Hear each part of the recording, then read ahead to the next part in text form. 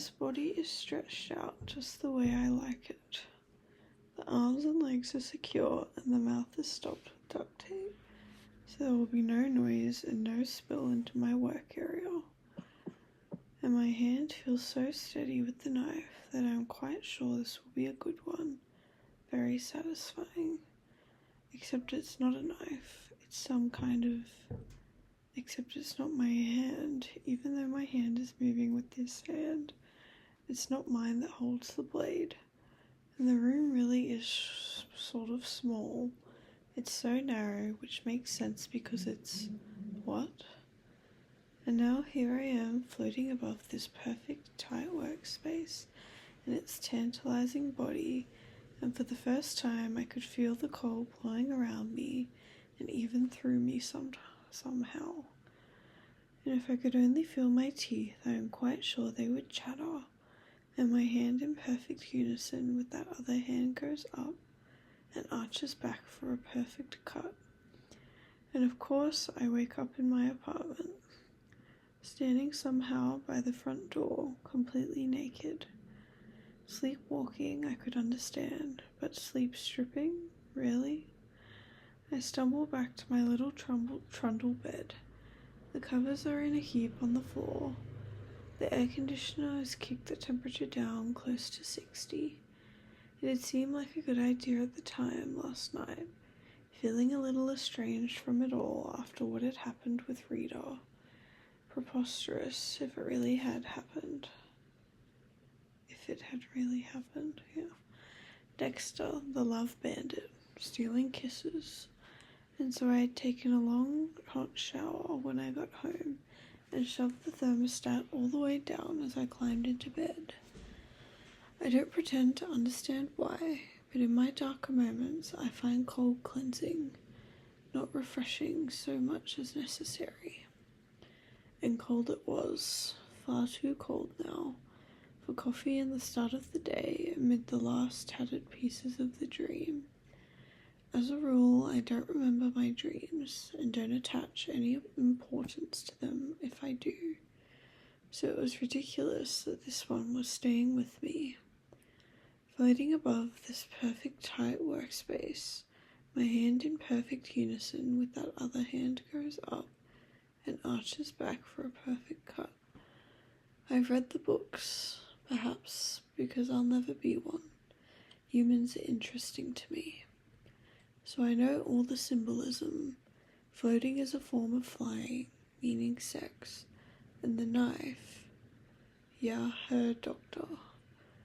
The knife ist ein Mother, ja. Oh my god, fucking German. Snap out of it, Dexter. Just a stupid, meaningless dream. The telephone rang and I almost jumped out of my skin. How about breakfast at Wolfie's? Said Deborah. My treat. It's Saturday morning, I said. We'll never get in. I'll get there first and get a table, she said. Meet you there.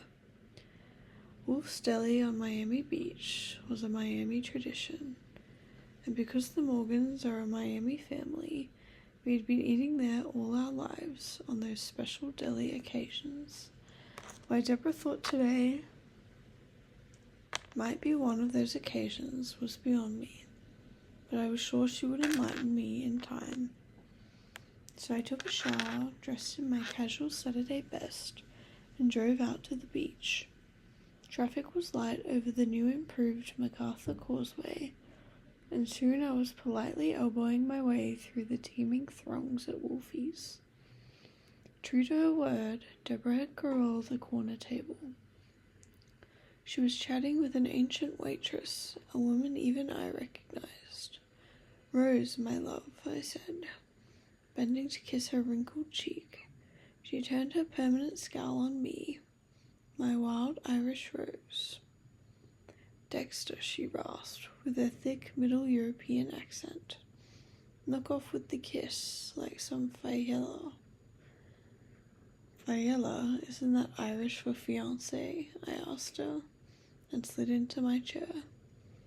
Fair, she said, trudging off to the kitchen and shaking her head at me. I think she likes me, I told Deborah. Somebody should, said Deb. How was your date last night? A lot of fun, I said. You should try it sometime. Fair, said Deborah.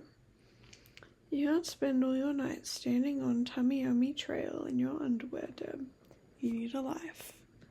I need a transfer, she snarled at me, to Homicide Bureau. Then we'll see about a life. I understand, I said. It would certainly sound better for the kids to say Mummy's in homicide. Dexter, for Christ's sake, she said. It's a natural thought, Deborah. Nephews and nieces, more little Morgans. Why not? She blew out a long breath. I thought Mum was dead, she asked. I'm channeling her, I said, through the cherry Danish. We'll change the channel. What do you know about cell crystallization? I blinked. Wow, I said. You just blew away all the competition in the subject-changing tournament.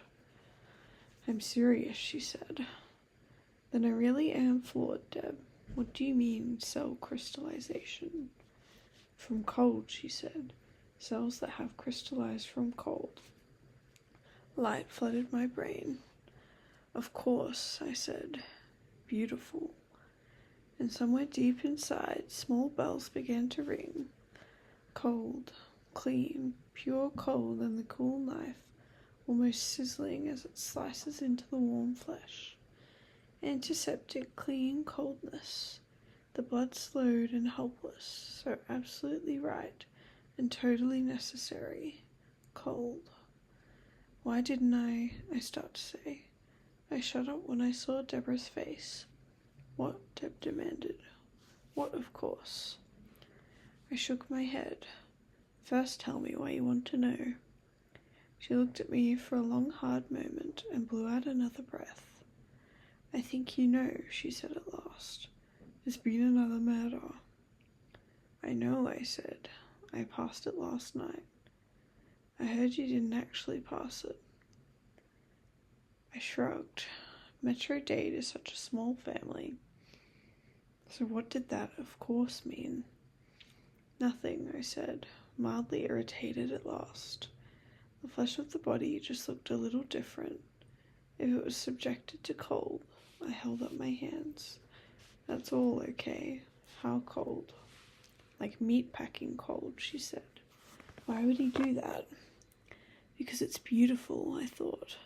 It would slow the flow of blood, I said. She studied me. Is that important? I took a long and perhaps slightly shaky breath. Not only could I never explain it, she would lock me up if I tried. It's vital, I said. For some reason I felt embarrassed. Why vital? It's I don't know. I think he has a thing about blood, Deb. Just a feeling I got from, I don't know, no evidence, you know. She was giving me that look again. I tried to think of something to say, but I couldn't. Glib, silver-tongued Dexter, with a dry mouth and nothing to say. Shit, she said at last. That's it? Cold slows the blood, and that's vital? Come on. What the hell good is that, Dexter?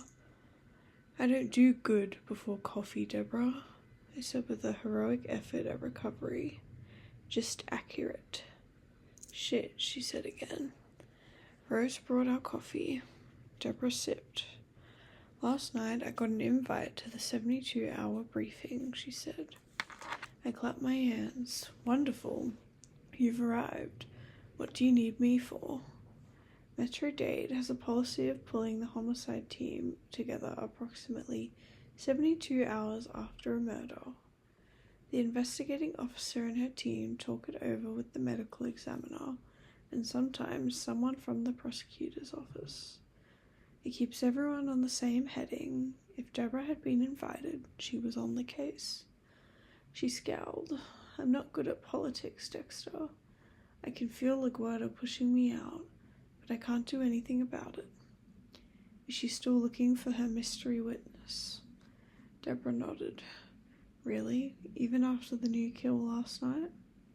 She says that proves it, because the new cuts were all complete. But they were all different, I protested. Shh, She shrugged. And you suggested... Deb looked away. I told her I thought it was a waste of time to look for a witness when it was obvious that the killer wasn't interrupted, just unsatisfied. Ouch, I said. You really don't know anything about politics.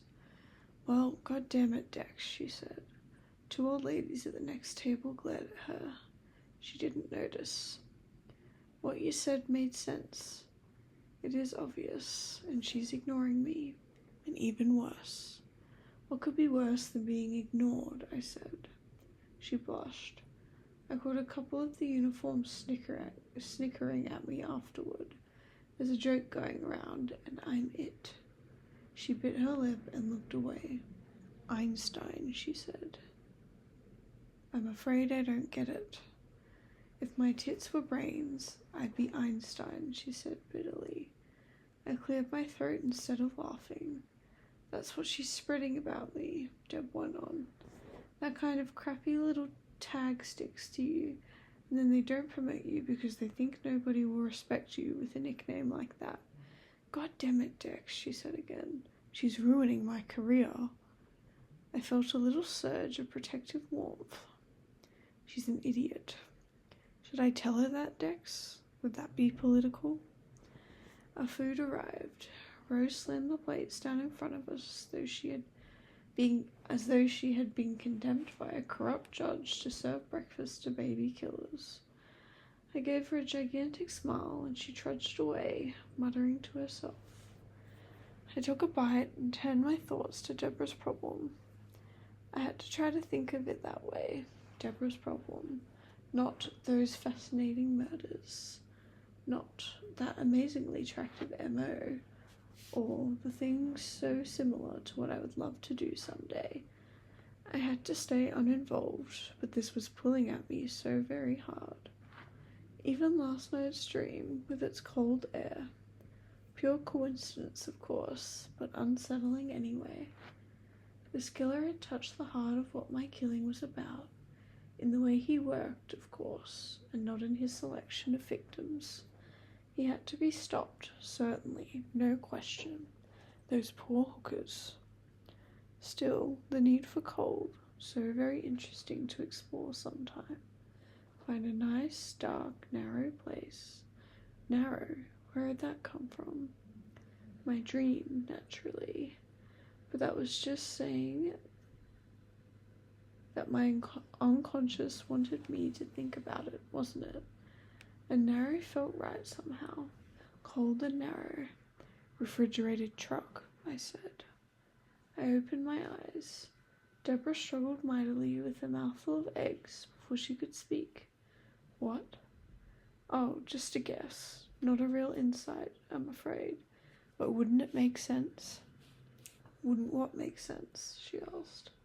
I looked down at my plate and frowned, trying to picture how this would work. He wants a cold environment to slow the blood flow, and because it's cleaner, if you say so. I do say so, and it has to be a narrow space. Why? Where the hell did that come from?